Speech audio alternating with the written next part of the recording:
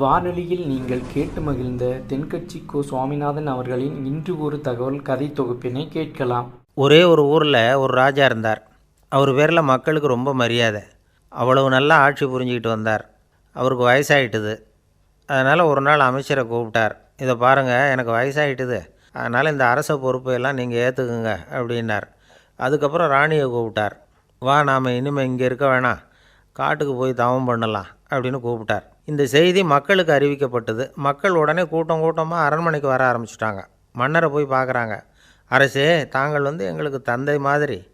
நீங்கள் காட்டுக்கு போயிட்டால் நாங்கள்லாம் இங்கே எப்படி இருக்க முடியும்? எங்களுக்கெல்லாம் எந்த துன்பமும் இல்லாமல் பார்த்துக்கிட்டு வர்றீங்க. இது மாதிரியான ஒரு அரசாட்சி இல்லைன்னா மக்கள் வாழ்ந்து என்ன பயன் அப்படின்னாங்க. இருந்தாலும் என்ன பண்ணுறது, வயசாயிட்ட காரணத்தினால இந்த முடிவுக்கு வர வேண்டியிருக்குது அப்படின்னாரா ராஜா. அப்படின்னா நீங்கள் காட்டுக்கு போக வேணாம், நாங்கள் போகிறோம். நாங்கள் அங்கே போய் தவம் பண்ணுறோம், வழிபாடு பண்ணுறோம்.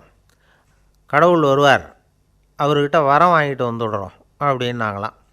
அப்படி சொல்லிவிட்டு உடனே எல்லோரும் காட்டுக்கு போனாங்க.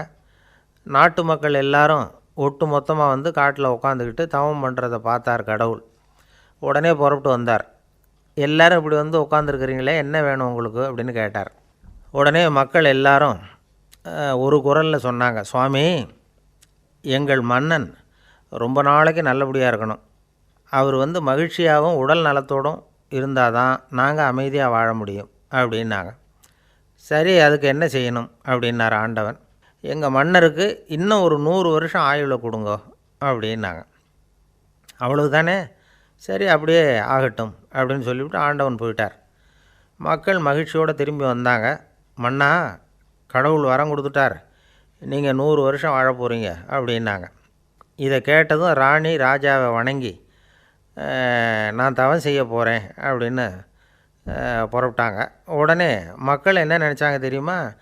ஐயோ, நாம் ராஜாவுக்கு மட்டும்தானே நீண்ட ஆயுள் வேணும்னு வரம் வாங்கினோம், ராணிக்கு வாங்கலையே, அதுதான் கோபத்தில் புறப்பட்டாங்க போல இருக்குது அப்படின்னு நினச்சி வருத்தப்பட்டாங்க. ஆனால் ராணி நினச்சது அது இல்லை. ராணி போய் தவம் பண்ணாங்க, கடவுள் காட்சி கொடுத்தார். இவங்க கேட்குறாங்க, சுவாமி, ராஜாவுக்கு மட்டும் 100 வருஷம் ஆயுள்னு வரம் கொடுத்துட்டீங்க, அப்படின்னா குடிமக்களும் 100 வருஷம் இருக்கணும்.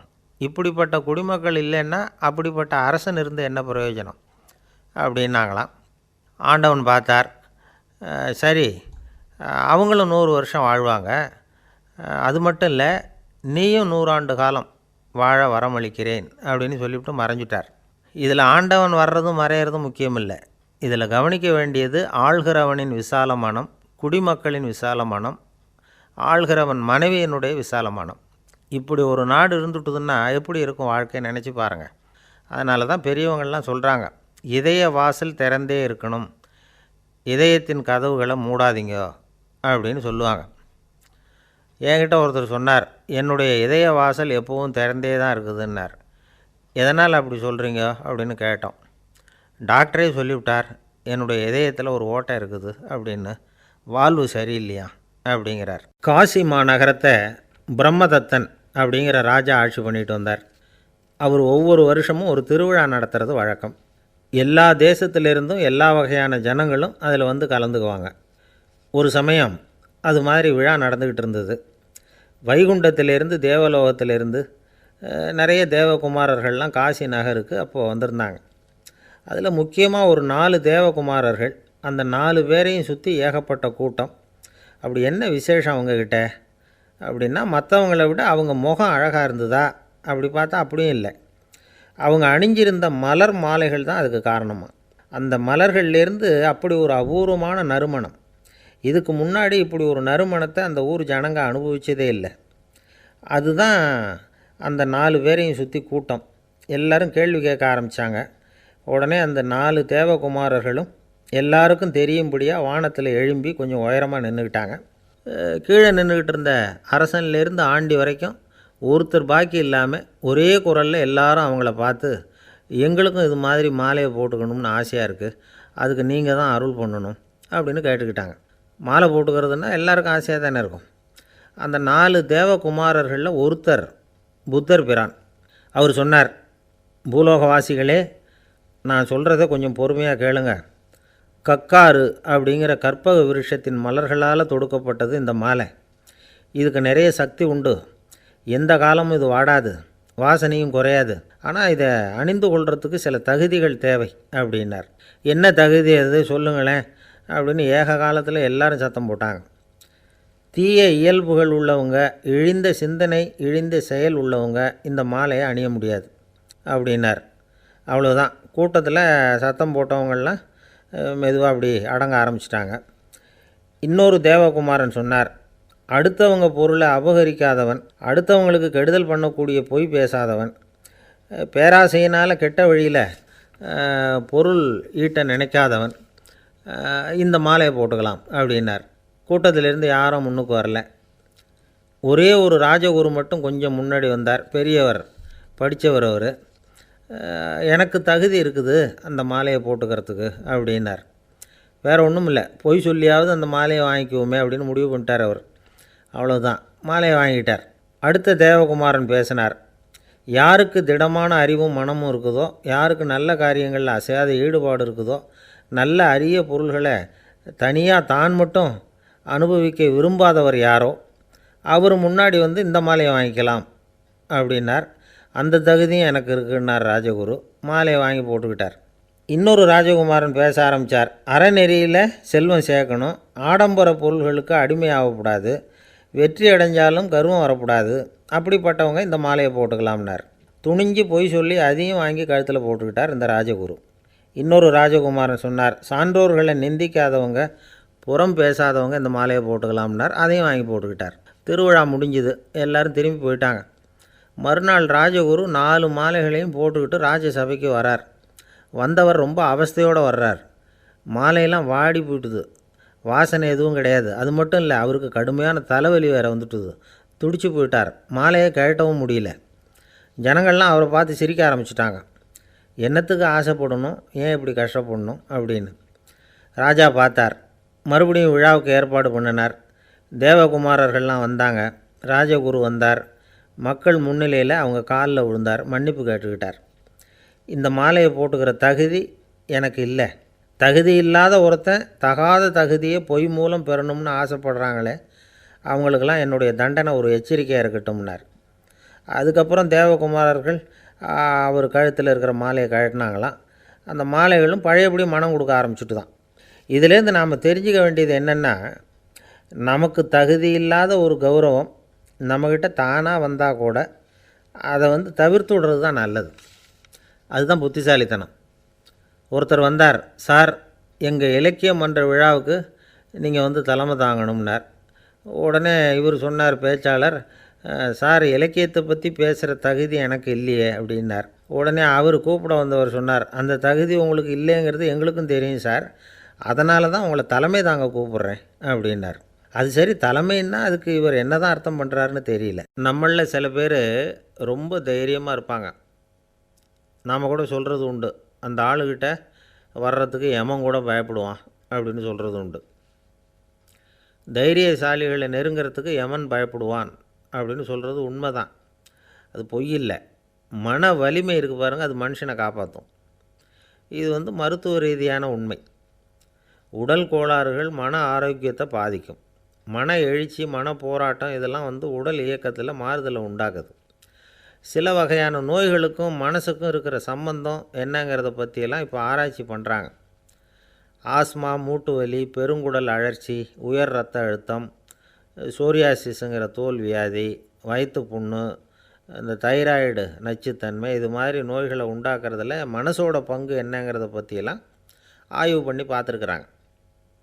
எதுக்கு எடுத்தாலும் சோர்ந்து போகிறது, தோண்டு போகிறது, இப்படிப்பட்ட மனவாகு, அதோட யாரும் நமக்கு உதவ முடியாது அப்படிங்கிற மனோபாவம், கைவிடப்பட்ட மனநிலைமை, இதெல்லாம் நோயோட தீவிரத்தை ரொம்ப அதிகரிக்க செய்யுதான்.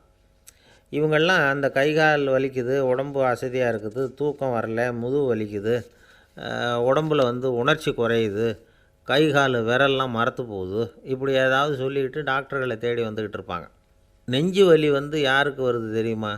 பதற்றம், போட்டி மனப்பான்மை, அளவுக்கு அதிகமான வேகம், துடிப்பு, பேராசை, எதுலேயும் கட்டுப்பாடு, நேரம் தவறாமை, அப்புறம் இதெல்லாம் வந்து உள்ள மனவாகர் உள்ளவங்க இருக்கிறாங்கல்ல, அவங்க பெரும்பாலும் நெஞ்சு வலிக்கு ஆளாயிடுறாங்களாம். ஃப்ரீட்மேன் அப்படிங்கிறவர் நிறைய ஆராய்ச்சியெல்லாம் பண்ணி பார்த்துட்டு இதை உறுதிப்படுத்தியிருக்கிறார். அவர் பண்ணின ஆராய்ச்சியில் என்னெல்லாம் தெரிய வந்தது தெரியுமா?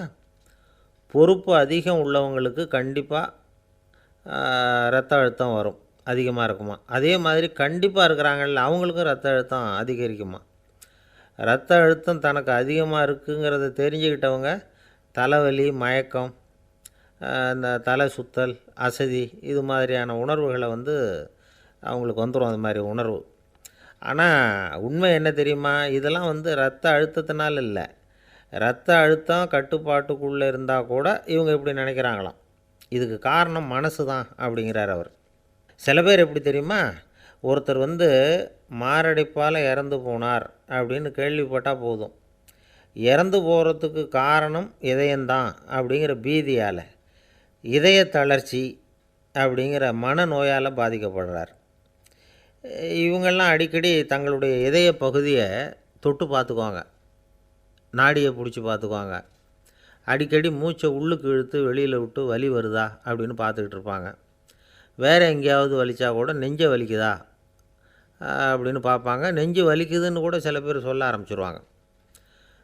ஆஸ்மாவுக்கும் மனசுக்கும் சம்பந்தம் உண்டு.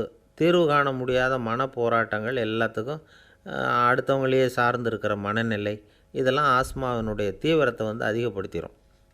பயம், இது எப்படின்னா என்ன நடக்குமோங்கிற பதட்ட நிலை, அப்புறம் இந்த பயம், இதெல்லாம் வந்து சுவாசித்தலை வந்து அதிகரிக்க செய்யுது இல்லையா. இதனால் இரத்தத்தின் காரத்தன்மை அதிகமாகி நோயின் தீவிரமும் அதிகமாகுது. மன போராட்டம், மனக்கவலை, மன இறுக்கம், இதெல்லாம் வந்து தோல் வியாதியை தூண்டி விடுதான். இது மாதிரி இன்னும் எவ்வளவோ இருக்குது. அதனால் இன்றைக்கி நமக்கு தேவை என்னென்னா மன வலிமை, மலர்ந்த முகம். இது ரெண்டு இருந்துட்டுதுன்னா பலவிதமான நோய்கள் நம்மக்கிட்ட நெருங்கி வராது. டாக்டர், என்ன நெருங்காமல் இருக்கிறதுக்கு நான் ஒரு காரியம் பண்ணுறேன் அப்படின்னார் ஒருத்தர். அவர் என்ன அர்த்தத்தில் சொன்னார்னா, டாக்டர் வந்து அவரை நெருங்காமல் இருக்கிறதுக்கு அவர் ஒரு காரியம் பண்ணுறாராம். நண்பர்கிட்ட சொன்னார். நண்பர் கேட்டார், அது என்ன காரியம் பண்ணுற அப்படின்னு கேட்டார். தினம் ஒரு ஆப்பிள் பழம் சாப்பிட்றேன்னார் அவர். ஏன்னா ஆங்கிலத்தில் ஒரு பழமொழி சொல்லுவாங்கள்ல, an apple a day keeps doctor away அப்படிம்பாங்க. ஒரு ஆப்பிள் பழம் சாப்பிட்டா டாக்டர் விலகியே இருப்பார், டாக்டர்கிட்ட போக வேண்டிய அவசியம் இருக்காது அப்படிங்கிறதுக்காக அந்த பழமொழி சொல்கிறது. என்னன்னா, யாருமே நெருங்காமல் இருக்கிறதுக்கு நான் ஒரு காரியம் பண்ணுறேன்னார் இன்னொருத்தர். டாக்டர் நெருங்காமல் இருக்கிறதுக்கு ஆப்பிள் பழம் சாப்பிட்றேன்னார் அவர். என்னை யாருமே நெருங்காமல் இருக்கிறதுக்கு நான் ஒரு காரியம் பண்ணுறேன்னார் இன்னொருத்தர். அது என்னன்னு கேட்டோம். தினம் ஒரு பூண்டு சாப்பிட்றேன்னார். ஏ கார்லிக் எ டே கீப்ஸ் எவ்ரிபடி அவே அப்படின்னு அதுக்கு ஒரு புது விளக்கமும் கொடுத்தார். சில பேரை இப்படி சொல்கிறது உண்டு, அடுத்தவங்களை அனுசரித்து நடந்துக்க தெரியல, அவன் என்ன சார் மனுஷன் அப்படிம்பாங்க. சக மனிதர்களோடு எப்படி பழகிறது அப்படின்னு தெரியாததுனாலேயே பல பேர் இன்றைக்கி சங்கடப்பட்டுக்கிட்டு இருக்கிறாங்க. வசதி வாய்ப்பெல்லாம் சரியாக இருக்கும், ஆனால் வாழ்க்கை சரியாக இருக்காது. இன்னொருத்தர்கிட்ட எப்படி பேசுறது பழகிறதுங்கிறது தெரியாததுனால தான் இந்த அவஸ்தை. சரி, இந்த அவஸ்தை இல்லாமல் வாழறது எப்படி? இதுக்கு அனுபவசாலிகள் சில வழிமுறைகளை சொல்கிறாங்க. அதெல்லாம் என்னென்னங்கிறத இப்போ தெரிஞ்சுக்குவோம். முதல்ல நம்ம நாக்கு நம்ம கண்ட்ரோலில் இருக்கணும். வார்த்தைகளை வந்து கொட்டிவிட்டு அதுக்கப்புறம் அள்ள முடியாமல் கடந்து கஷ்டப்படக்கூடாது. எப்படி பேசுகிறோங்கிறதும் முக்கியம், பேசுகிறப்ப எப்படி முகத்தை வச்சுருக்கிறோங்கிறதும் முக்கியம். அன்பாக பேசினாலும் நல்லாயிருக்கும். அப்படி பேசுகிறப்ப ஆதரவாக அவர் தோள் மேலே ஒரு கையை போட்டுக்கிட்டு பேசினா இன்னமும் நல்லாயிருக்கும். ரெண்டாவது விஷயம், இன்னொருத்தர்கிட்ட பேசுகிறப்போ வாக்குறுதிகளை அள்ளி வீசக்கூடாது. கொடுக்குற வாக்குறுதி குறைச்சலாக இருக்கணும். அப்படி கொடுத்த வாக்குறுதியை கண்டிப்பாக நிறைவேற்றணும்.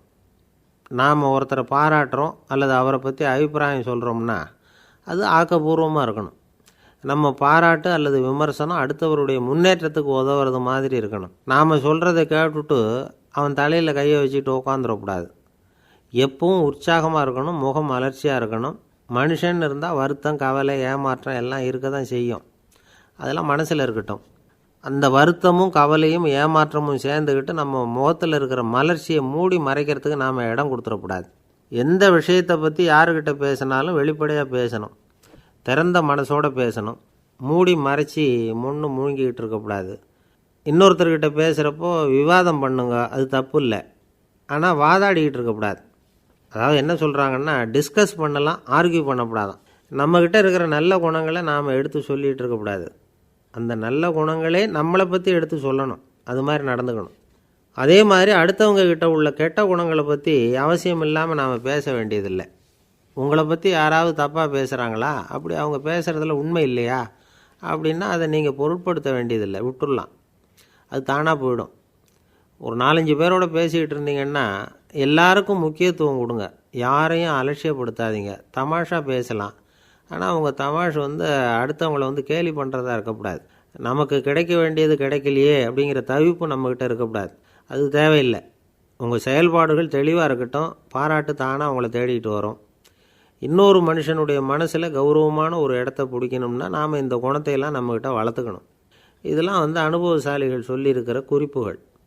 இந்த குறிப்புகளை சரியாக புரிஞ்சுக்கணும், அது முக்கியம். தப்பாக புரிஞ்சுக்கிட்டா என்ன ஆகும் தெரியுமா? இதை கேளுங்க. ஒருத்தர் வந்தார், சார் அடுத்தவங்க தோள் மேலே கையை போட்டுக்கிட்டு அன்பாக பேசணும்னு சொன்னீங்க, அப்படி தான் பேசினேன். அவர் முதுகை கூட தட்டி கொடுத்தேன், என் வேலை போயிட்டுது சார், வீட்டுக்கு அனுப்பிச்சிட்டாங்க அப்படின்னார். யாருக்கிட்ட அப்படி பேசுனீங்கன்னு கேட்டோம்.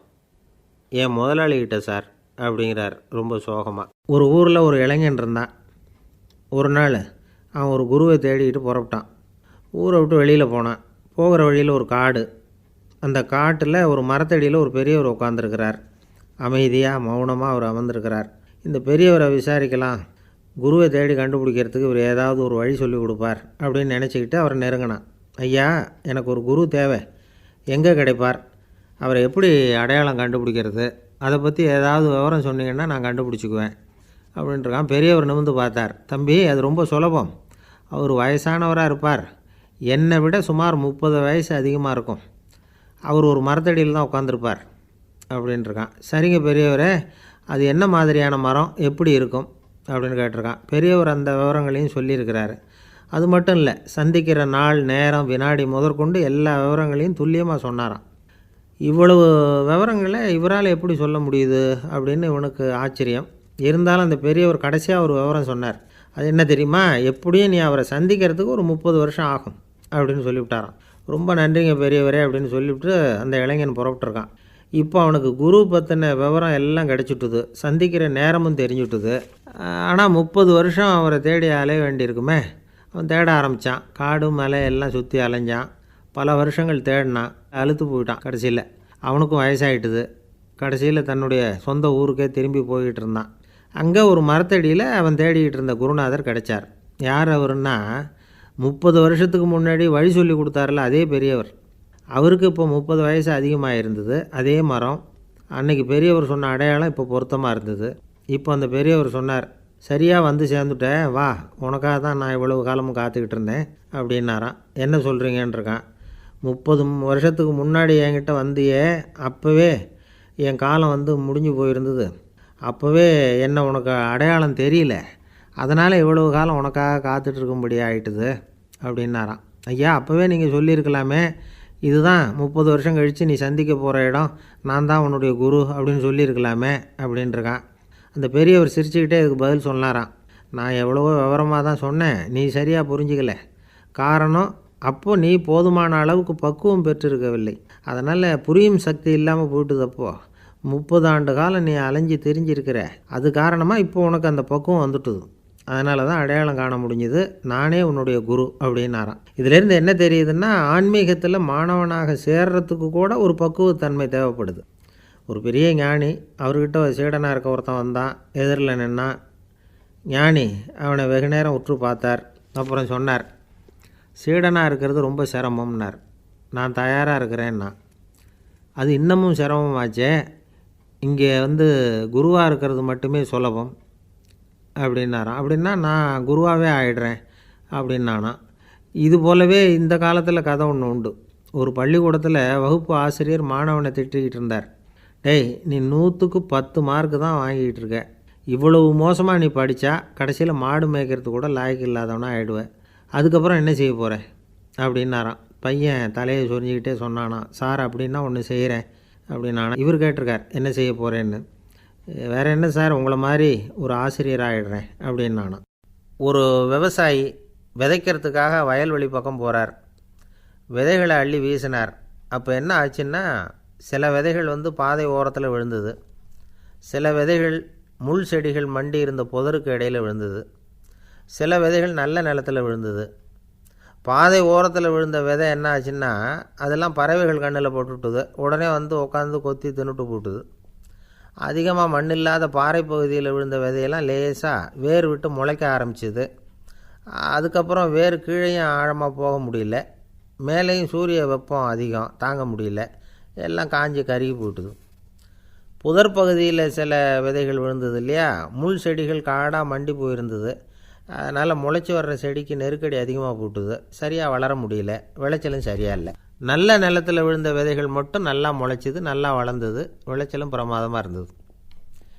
இந்த கதையை சொல்லிவிட்டு கேட்க செவியுள்ளோர் கேட்கட்டும் அப்படிங்கிறார் இயேசு பெருமான். ஆமாம், இயேசு கடலில் நின்ற படகு ஒன்றில் உட்காந்துருக்கிறார். கடற்கரையில் ஏராளமான மக்கள் உட்காந்துருக்கிறாங்க. அந்த சமயத்தில் தான் இயேசு ஓமைகள் மூலமாக மக்களுக்கு பல உண்மைகளை சொல்லிகிட்டு இருக்கிறார். மக்கள் அந்த கதையை கேட்டுட்டு ஒன்றும் புரியாமல் முழிக்கிறாங்க. அதை கவனித்த இயேசு அந்த ஓமையை விளக்க ஆரம்பித்தார். இதில் அந்த விதைக்கிறவர் தான் இறைவன். அவருடைய வார்த்தைகளை விதைக்கிறார். அந்த வார்த்தைகளை கேட்கிற மக்கள் அந்த விழுந்த விதைகள் மாதிரி 4 வகையானவர்கள். சில பேர் பாதை ஓரத்தில் விழுந்த விதைகள் மாதிரி. இறைவன் வார்த்தைகளை அவங்க கேட்குறாங்க, ஆனால் தீய எண்ணங்கள் செய்கைகள் மூலமாக விதைக்கப்பட்ட வார்த்தைகள் அழிஞ்சு போடுது. இறைவன் வார்த்தைகளை கேட்ட உடனே மகிழ்ந்து போய் உடனே சில பேர் அதை ஏற்றுக்கிறாங்க. இவங்கெல்லாம் அந்த பாறை பகுதியில் விழுந்த விதைகள் மாதிரி. அதனால் இவங்கெல்லாம் வேறு இல்லாதவங்க, கொஞ்ச காலத்துக்கு இறை வார்த்தைகளுக்கு கீழ்ப்படிந்து நடப்பாங்க. அதனால் ஏதாவது இடைஞ்சல் ஏற்பட்டால் உடனே தடுமாறுவாங்க. தங்கள்கிட்ட இருக்கிற நல்ல பண்புகளை விட்டுட்டு பாவ வழிகளுக்கு போயிடுவாங்க. முள் செடிகளுக்கு இடையில் விழுந்த விதைகள் மாதிரி உள்ளவங்க யாருன்னா, இவங்களுக்கு உலக கவலை உண்டு, செல்வத்தின் மீது மயக்கம் உடையவர்கள். உலக ஆசைகள் இவங்களுக்குள்ளே பூந்துடுறதுனால அங்கே இருக்கிற நல்ல பண்புகள் மறைஞ்சு போயிடுது. அதனால் அவங்களும் உபயோகம் இல்லாதவங்களாக ஆயிடுறாங்க. நல்ல மனிதர்கள் நல்ல நிலத்தில் விழுந்த விதைகளுக்கு ஒப்பானவர்கள். இவங்க இறை வார்த்தையை கேட்குறாங்க, அதை ஏற்றுக்கிறாங்க, அவங்களும் நல்லபடியாக வாழுறாங்க, அடுத்தவங்களுக்கும் உபயோகமாக இருப்பாங்க. இதுதான் இயேசு சொன்ன விளக்கம். நல்ல வார்த்தைகளை கேளுங்கள், நல்ல வார்த்தைகளை ஏற்றுக்கொள்ளுங்கள், அடுத்தவங்களுக்கு உபயோகமாக இருங்க. இதுதான் பெரியவங்கள்லாம் நமக்கு சொல்லுகிற உபதேசம். ஒரு அப்பா தன்னுடைய மகனுக்கு உபதேசம் பண்ணார். இதை பாருப்பா, நல்ல வார்த்தைகளை கேட்கணும், எப்போதுமே மகன் அப்பா பேச்சை கேட்குறது நல்லது அப்படின்னாராம். நீ ஏதாவது ஒரு தப்பு பண்ணால் என் தலையில் ஒரு முடி நரைச்சி வெள்ளையாக போடும்பா, நீ செய்கிற ஒவ்வொரு தப்புக்கும் என் தலையில் ஒவ்வொரு முடி வெள்ளையாயிடும் அப்படின்னாராம். பையன் யோசித்தான், அப்பா இப்போ தான் எனக்கு புரியுது, தாத்தாவோட தலைமுடி பூராவும் வெள்ளையாக இருக்கிறதுக்கு என்ன காரணங்கிறது எனக்கு இப்போ தான் புரியுது அப்படின்னானா. ஒரு ராஜா ஊரெல்லாம் சுற்றி பார்த்துட்டு வரலாம்னு ஒரு நாள் புறப்பட்டு போனார். ஒரு இடத்துல தறி நெசவு வேலை ரொம்ப மும்முரமாக நடந்துக்கிட்டு இருந்தது. ஒரு பெரியவர் தறியால் நெசவு வேலை செஞ்சுக்கிட்டு இருந்தார். பக்கத்தில் ஒரு அழகான பொண்ணு உட்காந்து நூலை சுற்றிக்கிட்டு இருக்குது. ராஜா அந்த பெரியவரை பார்த்து யார் இந்த பொண்ணுன்னு விசாரித்தார்.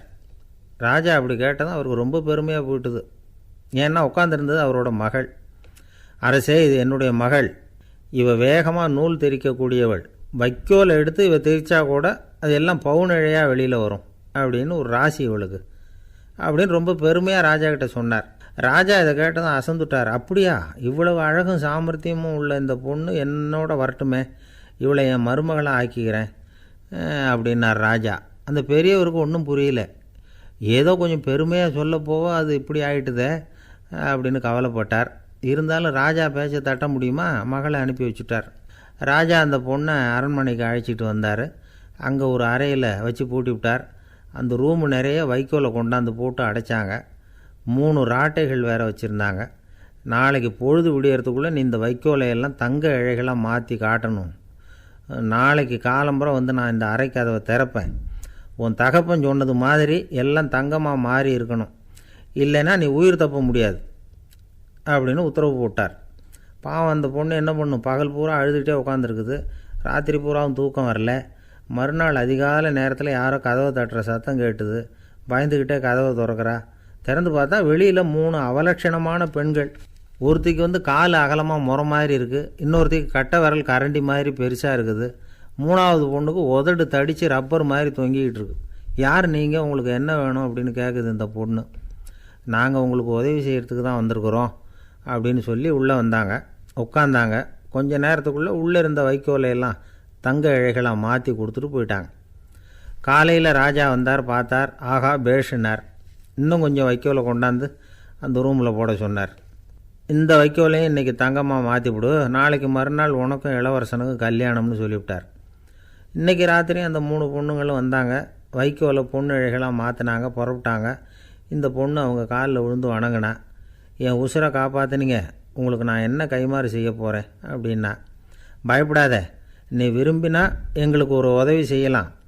உன்னுடைய கல்யாணத்துக்கு நாங்கள் 3 பேரும் வரோம். நீ எங்களை வந்து வரவேற்று ராஜாக்கிட்டேயும் இளவரசர்கிட்டையும் நாங்கள் வந்து உன்னோட பெரியப்பா பொண்ணுங்கன்னு சொல்லி அறிமுகப்படுத்தி வை, நாங்கள் விருந்து சாப்பிட்டுட்டு போயிடுறோம் அப்படின்னாங்க. ரொம்பவும் சந்தோஷமாக சரின்னு ஒத்துக்கிட்டா. கல்யாண நாள் வந்தது. கல்யாணம் ரொம்ப கோலாகலமாக நடந்துக்கிட்டு இருக்கு. எல்லா தேசத்து ராஜா ராணிகளும் வந்துக்கிட்டு இருக்கிறாங்க. அந்த 3 அவலட்சணமான பொண்ணுங்களும் வந்து சேர்ந்தாங்க. யார் இவங்கன்னு கேட்டார் ராஜா. என் பெரியப்பா பொண்ணுங்க அப்படின்னா அந்த பொண்ணு. காலும் உதடும் கட்டை விரலும் ஏன் இப்படி உங்களுக்கு அவலட்சணம் ஆயிட்டுது அப்படின்னு கேட்டார்.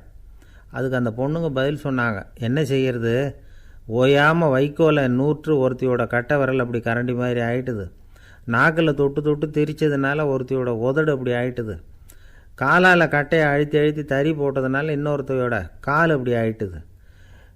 உங்கள் மருமகளாக வந்திருக்கிற இந்த பொண்ணு அந்த 3ஐயுமே செய்ய தெரிஞ்சவ தான். என்ன ஆக போதும் இன்னும் கொஞ்ச நாளில் அப்படின்னாங்க. அவ்வளவுதான். ராஜா பயந்துட்டார். அம்மா, இன்னையிலேருந்து நீ இளவரசனின் மனைவி, நீ எப்பவும் அழகாக இருக்கணும், அதனால் நீ இனிமேல் வைக்கோலை திரிக்கவே கூடாது அப்படின்னு உத்தரவு போட்டார். அவளை இக்கட்டான சூழ்நிலையிலேருந்து காப்பாற்றின அந்த 3 பொண்ணுங்களும் சந்தோஷமாக திரும்பி போயிட்டாங்களாம். சுவாமி சின்மயானந்தர் இந்த கதையை சொல்லியிருக்கிறார். தன்னலம் மறந்து சுயலாபத்தை வந்து தியாகம் செய்கிறது வைக்கோல்லேருந்து தங்க இழையை நூக்கிறது மாதிரி அப்படிங்கிறார் அவர். அது இருக்கட்டும், இப்போ நம்ம கதைக்கு வருவோம். ஒரு ராஜா தன்னோட மகனுக்கு சுயவரம் நடத்தினார். எல்லா தேசத்திலிருந்தும் ராஜகுமாரர்கள் வந்திருந்தாங்க.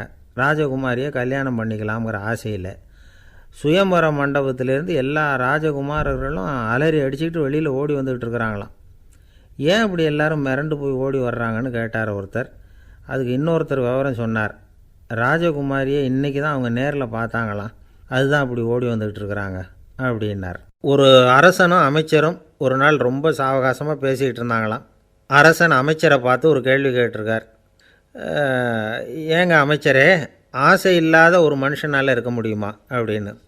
ஏன் முடியாது, துறவி அப்படிங்கிறவங்கெல்லாம் அப்படிப்பட்டவங்க தானே அப்படின்னாராம் அமைச்சர். அவங்கெல்லாம் உண்மையிலேயே ஆசையை விட்டவங்க தானா அப்படின்னு கேட்டாராம் ராஜா. அப்படி தான் இருக்கணும் அப்படின்னாராம் அமைச்சர். அப்படின்னா ஆசையே இல்லாத ஒரு உண்மையான துறவியை நான் பார்க்கணுமேன்னார். அது என்ன பிரமாதம், அதுக்கு நான் ஏற்பாடு பண்ணுறேன் அப்படின்னு விட்டார் இவர். சொல்லிவிட்டு உடனே புறப்பட்டு போனார். அங்கே தேடினார். அப்புறம் தான் அவருக்கு புரிஞ்சுது உண்மை துறவியை கண்டுபிடிக்கிறது எவ்வளவு கஷ்டமான காரியம்னு. இருந்தாலும் ராஜா கிட்ட சொல்லியாச்சே உண்மை துறவியை காட்டுறேன்னு. இப்போ என்ன பண்ணுறது, ராஜா கிட்ட சொன்னபடி நடக்கலைன்னா அவருக்கு கோபம் வந்துடும். அமைச்சர் ஒரு யோசனை பண்ணார். அவருக்கு ஒரு வழி தெரிஞ்சுது. அதுதான் சரின்னு முடிவு பண்ணார். அதாவது அந்த ஊரில் அவருக்கு தெரிஞ்ச நாடக நடிகர் ஒருத்தர் இருக்கிறார், நல்லா நடிப்பார். அவரை போய் பார்த்தார். இதை பாருப்பா, எனக்காக நீ ஒரு காரியம் செய்யணும்னார். என்னன்னு கேட்டார் அவர். நீ ஒரு துறவி மாதிரி கொஞ்சம் நேரத்துக்கு நடிக்கணும். ராஜா வந்து உன்னை பார்த்துட்டு போகிற வரைக்கும் நடி, அது போதும். அதுக்காக உனக்கு 10,000 ரூபா தரேன் அப்படின்னார். அவர் எந்த காலத்தில் இவ்வளவு பணத்தை மொத்தமாக பார்த்துருக்கார். அதனால் உடனே சரின்னு ஒத்துக்கிட்டார். அமைச்சர் வந்து அரண்மனைக்கு திரும்பி வந்தார். என்ன அமைச்சரே, இன்னுமா ஒரு உண்மையான துறவி கிடைக்கலன்னார். உண்மையான துறவி ஒருத்தரை இப்போ தான் கொஞ்சம் நேரத்துக்கு முன்னாடி பார்த்து பேசிவிட்டு வர்றேன். அவர் நம்ம ஊருக்கு வெளியில் குளத்தங்கரையில் உள்ள ஒரு ஆலமரத்துக்கு அடியில் உட்காந்துருக்கிறார் அப்படின்னார் இவர். அப்படின்னா உடனே புறப்படுங்க அப்படின்னார் ராஜா. பரிவாரங்களோடு புறப்பட்டார். அங்கே அந்த மரத்தடியில் அந்த ஆள் வேஷம் போட்டுக்கிட்டு துறவி மாதிரி உட்காந்துருக்கிறான். ராஜா நேராக போனார். அந்த துறவி காலில் பொத்துன்னு விழுந்து வணங்கினார். உடனே ராணியும் அவர் காலில் விழுந்தாங்க. அடுத்தபடியாக அமைச்சர் விழுந்தார். அவருக்கு தெரியும் இது நம்ம ஆள் தான்னு. இருந்தாலும் என்ன பண்ணுறது, நேரம். அப்புறம் பரிவாரங்கள்லாம் துறவி காலில் விழுந்து ஆசீர்வாதம் வாங்கிட்டாங்க. ராஜா அப்புறமா தங்கத்தட்டில் பொன்னையும் பொருளையும் வச்சு அந்த துறவிக்கிட்ட ரொம்ப பணிவாக நீட்டுறார். தாங்கள் தயவு பண்ணி இதை ஏற்றுக்கணும் அப்படின்னு வேண்டிக்கிட்டார். அந்த துறவி பற்றில்லாமல் அதை பார்த்தார். எல்லாத்தையும் திறந்துவிட்ட எனக்கு இதெல்லாம் எதுக்காக அப்படின்னு சொல்லி அதை மறுத்துட்டாராம். ஆஹா, உண்மையான துறவியை பார்த்துட்டோம் அப்படிங்கிற ஆனந்தம் அரசருக்கு. ரொம்ப நிம்மதியாக திருப்தியாக திரும்பி வந்தார் அரண்மனைக்கு. அதுக்கப்புறம் அமைச்சர் யாருக்கும் தெரியாமல் அந்த துறவிகிட்ட ஓடினார்.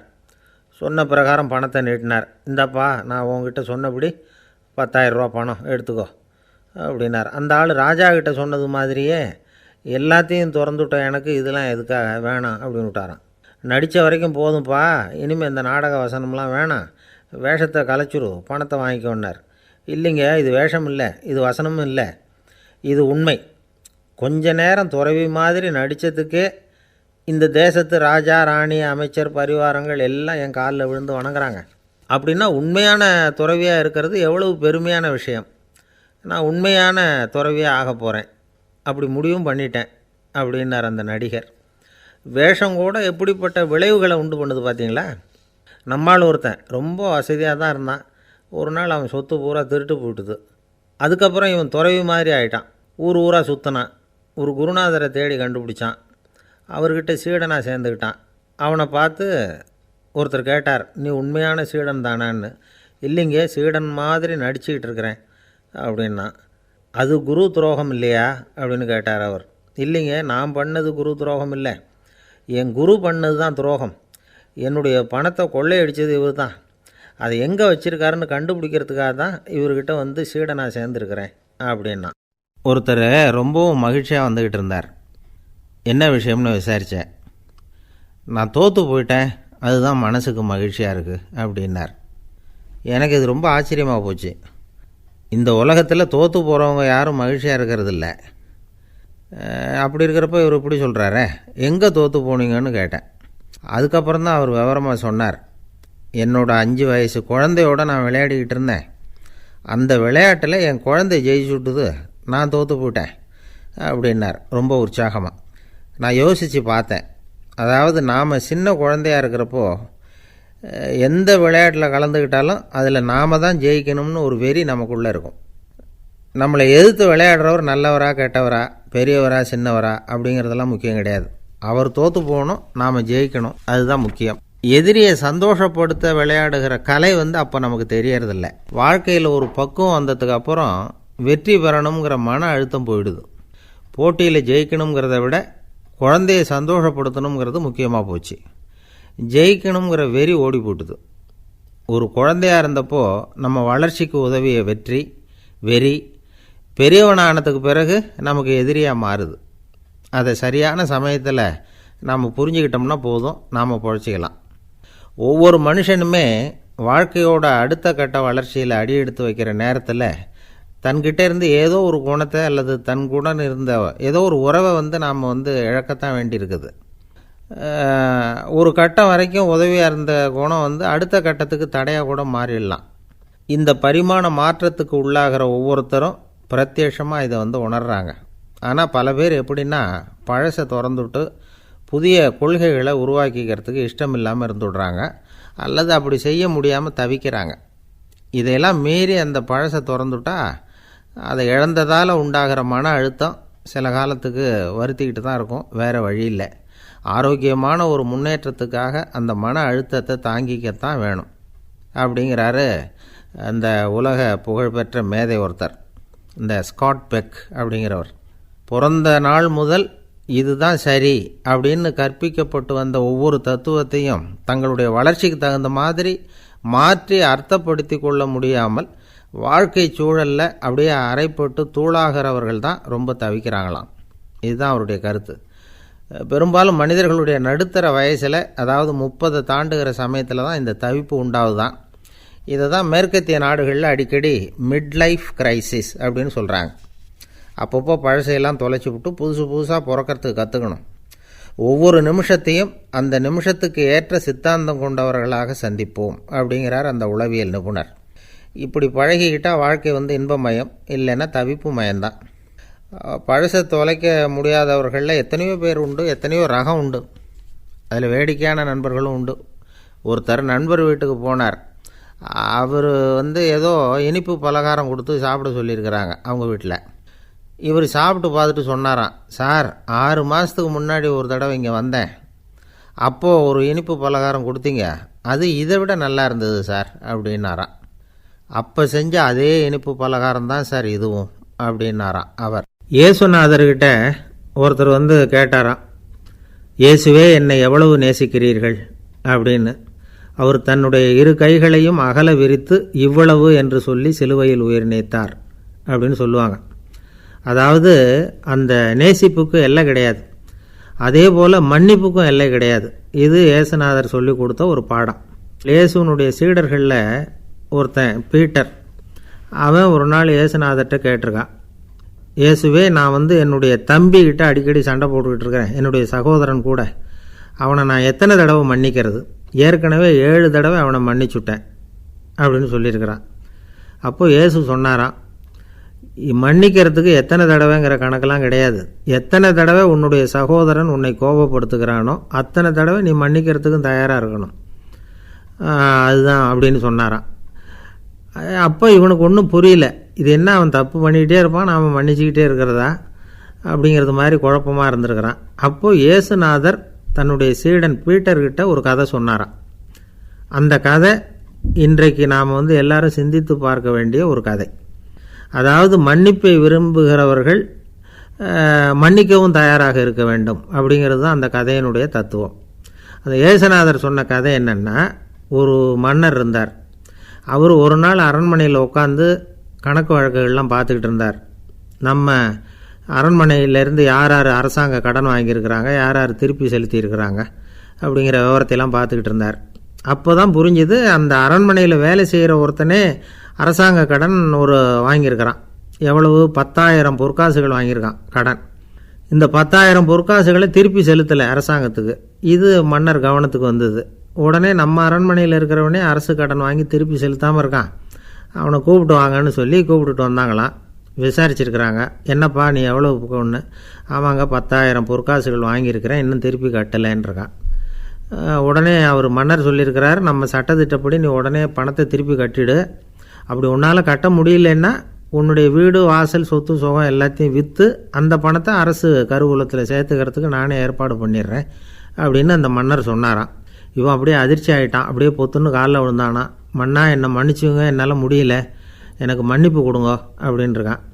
உடனே அவர் எழுந்திரிச்சு, சரி நீ மன்னிப்பு கேட்டுவிட்டேன், அதனால் உன்னை மன்னிக்கிறேன், நீ பணம் கட்ட வேண்டாம் அப்படின்னு சொல்லி அந்த மன்னர் அவனை விட்டுட்டாராம். பணத்தையும் தள்ளுபடி போட்டார், நீ திருப்பி கட்ட வேண்டான்னு. இவனுக்கு ரொம்ப மகிழ்ச்சி, அதனால் ரொம்ப உல்லாசமாக வந்துக்கிட்டு இருக்கிறான். தெருவில் வந்துக்கிட்டு இருக்கிறப்ப இவங்கிட்ட கடன் வாங்கின ஒருத்தன் எதுக்கு வந்துக்கிட்டு இருக்கான். அவன் இவங்கிட்ட ஒரு 100 பொற்காசுகள் கடன் வாங்கியிருக்கான். அவன் வந்தான், இவன் போய் அவன் சாட்டையாக பிடிச்சிக்கிட்டான், நீ எப்படா என் கடனை திருப்பி கொடுக்க போகிறேன்னு. அவன் இப்போ முடியல, கொஞ்சம் பொறுத்துக்கா, அப்புறம் தரேன் இருக்கான். அதெல்லாம் முடியாது, நீ கொடுத்து தான் ஆகணும் அப்படின்னு இவன் புடிவமாக சொல்கிறான். இப்போ நிலைமையை பாருங்கள், இவன் ஏற்கனவே 10,000 பொற்காசுகள் அரசாங்கத்தில் கடன் வாங்கினா அதுக்கு மன்னிச்சு விட்டுட்டார் இவனை. ஆனால் இவன் இன்னொருத்தனை மன்னிக்கிறதுக்கு தயாராக இல்லை. இவங்கிட்ட கடன் வாங்கின இன்னொருத்தன் 10 பொற்காசுகள், அவனை மன்னிக்க தயாராக இல்லை. அவனை கொண்டு போய் நீதிமன்றத்தில் கொண்டு போய் நிறுத்தி தண்டனை வாங்கி கொடுத்துட்டான். நீதிபதி என்ன சொன்னார், அந்த இவன் வாங்கின பொற்காசுகளை திருப்பி கட்டுற வரைக்கும் ஜெயிலில் இருக்கணுங்கிறது தீர்ப்பு. ஆனால் உடனே அரசர் காதில் விழுந்தது. சொல்லிட்டாங்க, உங்ககிட்ட மன்னிப்பு வாங்கிட்டு போனானே ஒருத்தன், அவன் இன்னொருத்தனை மன்னிக்கிறதுக்கு தயாராக இல்லை, அவனை கொண்டு போய் ஜெயிலில் அடைச்சிட்டான் அப்படின்னு. உடனே மன்னர் பார்த்தார், இவனை மறுபடியும் கூப்பிட்டு வர சொன்னார். தபாரப்பா, நான் உன்னை மன்னிச்சு விட்டேன், ஆனால் நீ இன்னொருத்தனை மன்னிக்கிறதுக்கு தயாராக இல்லை, அதனால் என்னுடைய தீர்ப்பையும் மாற்றுறேன், நீயும் அரசு கடன் தீர்ற வரைக்கும் ஜெயிலில் தான் இருக்கணும் அப்படின்னு சொல்லி ஜெயிலுக்கு அனுப்பிச்சிட்டாராம். இப்படி ஒரு கதையை இயேசுநாதர் தன்னுடைய சீடருக்கு சொன்னதாக ஒரு வரலாறு. அது என்ன, அதிலேருந்து நாம் புரிந்து கொள்ள வேண்டியதுன்னா, நாம் மன்னிக்கப்படணும்னு நாம் விரும்புகிறோம்னா நாம் இன்னொருத்தரை மன்னிக்கிறதுக்கு தயாராக இருக்கணும். அதனால் நாம் இன்னொருத்தரை யாரையும் மன்னிக்க மாட்டோம், ஆனால் என்ன இன்னொருத்தர் மன்னிக்கணும் அப்படிங்கிறது மாதிரி செய்யக்கூடாதுன்னு சொல்லுவாங்க. அது மாதிரி நாம் இப்போ இது தப்பாக புரிஞ்சுக்கிறவங்களும் இருக்கிறாங்க. பாவம் மன்னிப்புங்கிறதுலாம் எதுக்குன்னா, அதாவது மறுபடியும் பாவம் செய்யாமல் இருக்கிறதுக்காக தான். அதான் மன்னிக்கிறாரே அப்படிங்கிறதுக்காக மறுபடியும் பாவம் பண்ணிகிட்டு இருக்கிறது இல்லை. அதான் ஒருத்தர் கேட்டாராம், பாவத்திலேருந்து மன்னிப்பு கிடைக்கணும்னா நீ என்ன செய்யணும் அப்படின்னு கேட்டிருக்கார். அதுக்கு அவன் சொல்லியிருக்கிறான், நான் முதல்ல பாவம் செய்யணும், அப்போ தானே மன்னிப்பு கிடைக்கும் அப்படின்னு நானாம். இப்படிப்பட்டவர்கள் தான் இன்றைக்கி உலகத்தில் அதிகமாக இருக்கிறாங்க. அதனால் இந்த மன்னிப்பின் மகத்துவங்கிறது இயேசுநாதர்கிட்டேருந்து தான் நாம் புரிஞ்சுக்கணும். அந்த இயேசு சொன்ன அந்த மன்னிக்கிற மனோபாவம் இருந்தால் இன்றைக்கி உலகம் பூராவும் அமைதி பூங்காவாக இருக்கும். அதில் ஒன்றும் ஆச்சரியமே இல்லை, அதில் ஒன்றும் சந்தேகமும் இல்லை. அதனால் மன்னிக்கிற மனோபாவத்தை நாம் எல்லாரும் நமக்குள்ளே வளர்த்து கொள்ள வேண்டும் அப்படிங்கிறது தான் நாம் இன்றைக்கு எல்லோரும் சிந்தித்து பார்க்க வேண்டிய ஒரு செய்தி.